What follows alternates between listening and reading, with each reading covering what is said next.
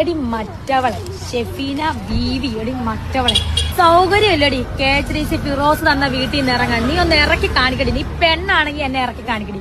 അതൊക്കെ കക്കൂസിലൊക്കെയാ ഒച്ച കേൾക്കുന്നത്. രേണുസുതി ഇന്റർവ്യൂ ആയിട്ട് ബാത്റൂമിൽ ഫോൺ ഇവിടെ നട രേണുസുതി ബാത്റൂമില് പെണ്ണുമ്പിള്ള തിരക്കുന്നതും ബാത്റൂമിൽ ഭയങ്കര സൗണ്ട്. പുള്ളിക്കാരൻ കയറിയത് രേണുസുതി interview കണ്ടുണ്ട്. Hello, welcome back to another video. Ismi and വർഷ. അപ്പൊ നമ്മുടെ പുതിയൊരു വീഡിയോയിലേക്ക് എല്ലാവർക്കും സ്വാഗതം.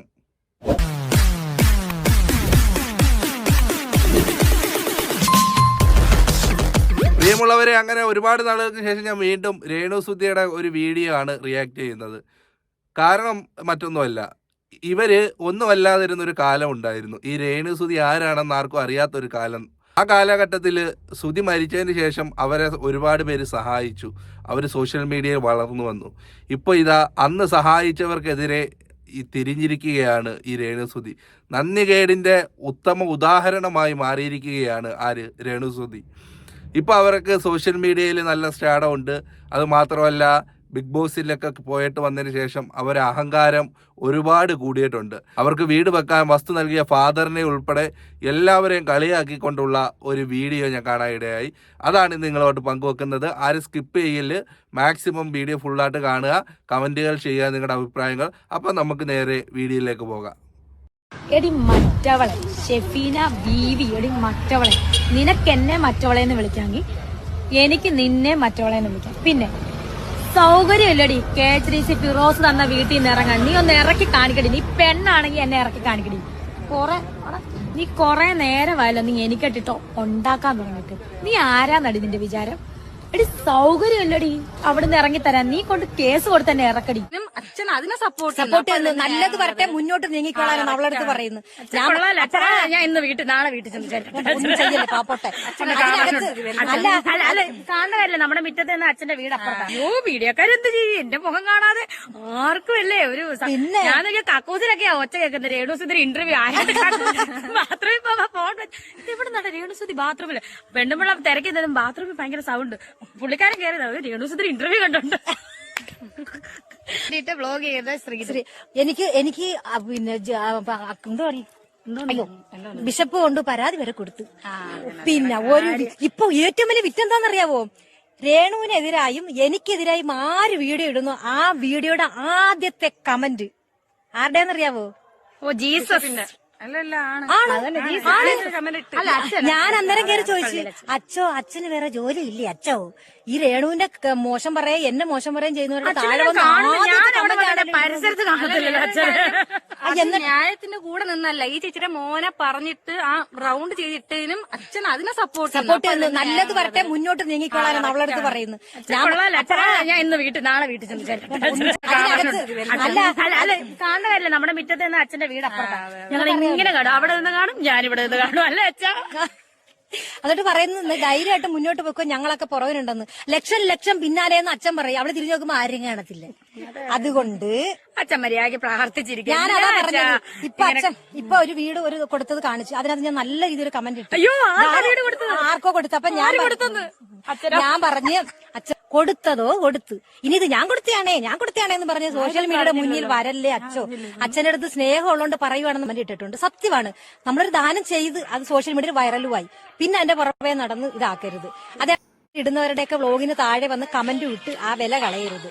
പിന്നെ വേറെ ഒരാളുണ്ട്, അവരുടെ മോനെ ആരാണ്ടേ പറഞ്ഞപ്പം പൂക്കുല എടുത്തുകൊണ്ട് തുള്ളി മറിഞ്ഞ് അവർക്കെതിരെ വീഡിയോ ഇട്ട വ്യക്തി എന്റെ മോന്റെ ഫോട്ടോ, അതും പ്രായപൂർത്തിയാകാത്ത, അപ്പൊ ഒരു 16 വയസ്സുള്ള എന്റെ കുഞ്ഞിന്റെ ഫേസിൽ റൗണ്ട് വരച്ച് ഇങ്ങനെ ഒരു വീഡിയോ ഇട്ടതിന് എതിർ വീഡിയോ ഞാൻ ചെയ്തതിന് അതിന് അവര് വന്ന് സപ്പോർട്ട് ചെയ്തിരിക്കുന്ന ആ വ്യക്തി.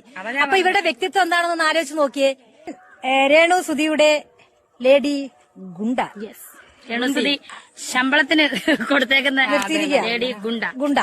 എനിക്കെതിരെ വരുന്ന കൊഞ്ചു ആന്റണിയുടെയും പിന്നെ ഏതാ അല്ല അവളെ പേര് പറയാൻ ഉദ്ദേശിക്കുന്നില്ല. ഇപ്പം പേരുണ്ട്. ഒരു താത്തയെ കൊടുത്തു അത് പിന്നെ ലൂണയുടെ ചാനലിന്റെ പേര് ഞാനൊന്ന് മാറ്റിയിട്ടുണ്ട്. ആ ചാനലിന്റെ പേര് ഞാൻ മാറ്റി, 2 അക്ഷരം ഞാൻ അധികം കൊടുത്തിട്ടുണ്ട്. പക്ഷെ വേറെ കാര്യമുണ്ട്, എന്റെ പേഴ്സണൽ കാര്യം ഞാൻ അവക്ക് ഷെയർ ചെയ്തപ്പോ അവൾ അത് പറയാതെ അതിനകത്ത് രേണുവിനെ കയറ്റിയിട്ട്. കാരണം എന്ത് കണ്ടന്റ് റീച്ച്. അതാ പറഞ്ഞ രേണു എന്ന് പറഞ്ഞാലേ റീച്ച് ഉള്ളൂ. നമ്മുടെ പേഴ്സണൽ കാര്യം പറഞ്ഞപ്പോഴും അവൾ അതിനെക്കുറിച്ച് സംസാരിക്കാതെ രേണുവിനെ കുറിച്ചാണ് സംസാരിച്ചത് മൊത്തം. അപ്പോ രേണുവിന് അതിനെക്കുറിച്ച് ചത്തുപോയവരൊക്കെ എങ്ങനെ റീച്ച് ഉണ്ടാക്കുന്ന അതെ. അല്ല, മനുഷ്യ സ്വാഭാവികമല്ല, മരിച്ചു കഴിഞ്ഞാൽ എന്തോ ചെയ്യും. രേണുസുതി മരിച്ചു കഴിഞ്ഞാൽ എന്തോ ചെയ്യും കുട്ടാ? എത്ര ആൾക്കാർ പട്ടിണി കിടന്ന് ചത്തുപോകുമെന്നറിയാമോ? എല്ലാവരും പട്ടിണി കിടന്ന് നിങ്ങൾ എന്ത് ചെയ്യും? എന്ത് ചെയ്യും മള്ളയ്യ? നമ്മൾ എന്ത് ചെയ്യും മള്ളയ്യ? അയ്യോ, മീഡിയക്കാരെന്ത് ചെയ്യും? എന്റെ മുഖം കാണാതെ ആർക്കും അല്ലേ ഒരു ഞാൻ കക്കൂസിലൊക്കെയാ ഒച്ച കേൾക്കുന്നത്. രേണുസുതി ഇന്റർവ്യൂ ആയിട്ട് ബാത്റൂമിൽ ഫോൺ ഇവിടെ നട രേണുസുതി ബാത്റൂമില് പെണ്ണുമ്പിള്ള തിരക്കുന്നതും ബാത്റൂമിൽ ഭയങ്കര സൗണ്ട്. പുള്ളിക്കാരൻ കയറിയത് രേണുസുതി ഇന്റർവ്യൂ കണ്ടോണ്ട്. ഇങ്ങനെ വരെയാണ് കേരളത്തിലെ ആൾക്കാർ എന്റെ ഇന്റർവ്യൂസും എന്റെ റീൽസും ഒക്കെ കാണാറുള്ളത്. ഞാൻ പോയി കഴിഞ്ഞാൽ എന്തോ ചെയ്യും. അല്ല, വേറെ വ്ലോഗ്സ് അയ്യോ എന്റെ പൊന്നെ, അത് എടുത്തു വെച്ചിട്ട് ഞാൻ എന്തൊക്കെയാന്ന് പറയുന്നവരാ. ഇത് കേട്ടിട്ടില്ലല്ലോ. അല്ല, വേറൊരു കാര്യം, ഈ ഷോർട്ട് ഫിലിമുകളിലൊക്കെ ഞാൻ ഇങ്ങനെ ചെയ്യുമ്പോ എനിക്ക് ആക്ഷൻ ഒന്നും കിട്ടില്ല. ഈ കുട്ടി വന്ന് ക്യാമറയുടെ ഫ്രണ്ടിൽ പക്ഷെ വേറെ കാര്യമുണ്ട്. ഞാൻ റിയാക്ഷൻ ചെയ്യുന്നത് എങ്ങനെയാന്ന് വെച്ചാ പിന്നെ വള്ളാക്കാണ് കയറുന്നത്. വ്യൂസ് ആകെ ഇത്രേ ഉള്ളു. ഞാൻ 3 ഇഞ്ച് ഉണ്ടോന്നതേ എന്നെ വെച്ചിട്ട് അതിൽ ഏറ്റവും വലിയ വിറ്റതല്ല. എല്ലാരും ഇപ്പൊ രേണുസുതി എന്റെ ഫ്രണ്ടാണ്. ആണോ അല്ലേ? ആണല്ലോ. അപ്പൊ രേണുവിന്റെ കാര്യങ്ങള് സത്യസന്ധമായിട്ട് ഒരുപാട് കാര്യങ്ങൾ എനിക്കറിയാം. അപ്പൊ അതല്ലാത്ത ഒരു വ്ലോഗ് വരുമ്പോഴാണ് ഞാൻ അതിനെതിരെ പ്രതികരിക്കുന്നത്. അല്ലാതെ രേണുസുതി കണ്ടന്റ് ആക്കി എടുക്കാനാണെങ്കിൽ ഒരു റീല്, ഒരു ലൈവ് രേണുവിന്റെ വീട്ടിൽ ചെന്നാലും എനിക്ക് ചെയ്യാൻ പറ്റും. അതിട്ടാലും എനിക്ക് റീച്ചാ. ഞാൻ റീച്ചിന് വേണ്ടി മാത്രമല്ല ഞാൻ ഒരു യൂട്യൂബ് ചാനൽ തുടങ്ങിയതും. അതിനകത്ത് രേണു തന്നെയാണ് കണ്ടന്റ്. പലരിടത്തും ഞാൻ പറഞ്ഞു. പിന്നെ കേരളത്തിലുള്ളവർ നിന്റെ വീഡിയോ കണ്ടോണ്ടല്ലേ കക്കൂസി പോകുന്നത്. നീയൊക്കെ എന്തോത്തിന്റെ അഹങ്കാരമാണ് ഇതൊക്കെ? എവിടുന്ന് വരുന്നു? എങ്ങനെ കഴിഞ്ഞവളാണ്? ഇപ്പൊ അവിടെ അഹങ്കാരം കണ്ടില്ല. അഹങ്കാരത്തിന് കൈയും കാലും മുളച്ചാല് എന്ത് പേരിട്ട് വിളിക്കാന്ന് ചോദിച്ചാ രേണുസുതി എന്ന് വിളിക്കുക. അത്രയ്ക്കും അഹങ്കാരം. ഇപ്പം കുറച്ച് സോഷ്യൽ മീഡിയയിലെ കുറച്ച് കൂട്ടുകാരെയൊക്കെ കിട്ടിയപ്പോൾ ഉണ്ട്. അപ്പോഴത്തേക്ക് പണ്ട് സഹായിച്ചവരും അവളെ സഹകരിച്ചവരും എല്ലാം അവർ ശത്രുക്കളായി. പിന്നെ ഈ അടുത്ത് വേറൊരു വീഡിയോ ഞാൻ കണ്ടായിരുന്നു, കള്ള് കുടിച്ചുകൊണ്ട് ഉള്ളൊരു വീഡിയോ. അപ്പോൾ അതിനകത്ത് പറയുന്നുണ്ട് ചെറുതൊരെണ്ണേ അടിച്ചിട്ടുള്ളൂ, വലുതായിട്ടൊന്നും അടിച്ചില്ല, ചെറുതായിട്ട് കുടിച്ചിട്ടുള്ളെന്ന്. അതൊക്കെ നിങ്ങളുടെ വ്യക്തിപരമായ കാര്യം. എങ്കിലും ഞാൻ ഒരു കാര്യം പറയാം, ഇത്രയും അഹങ്കരിക്കരുത്. പണ്ടത്തെ ഒരു റീച്ചൊന്നും ഇപ്പം നിങ്ങൾക്കില്ല. അത് സത്യമായ ഒരു കാര്യമാണ്. അപ്പോൾ റീച്ചിന് വേണ്ടിയാണ് ഇതൊക്കെ ചെയ്ത് കൂട്ടുന്നതെങ്കിൽ വെറും നാണംകെട്ട പരിപാടിയാണ്. ഇതൊന്നും ആരും അംഗീകരിക്കാൻ പോകുന്നില്ല. പിന്നെ കേരളത്തിലെ ജനങ്ങൾ ഇപ്പം നിങ്ങളെ കൊണ്ട് അരി മേടിക്കുന്നതെന്ന് പറഞ്ഞു കഴിഞ്ഞാൽ അങ്ങനെ മേടിച്ചിരുന്ന ഒരു കാലം ഉണ്ടായിരുന്നു. ഇപ്പം ആ റീച്ചൊന്നും ഇല്ല. സ്വയം അങ്ങനെ വിചാരിക്കുകയും വേണ്ട.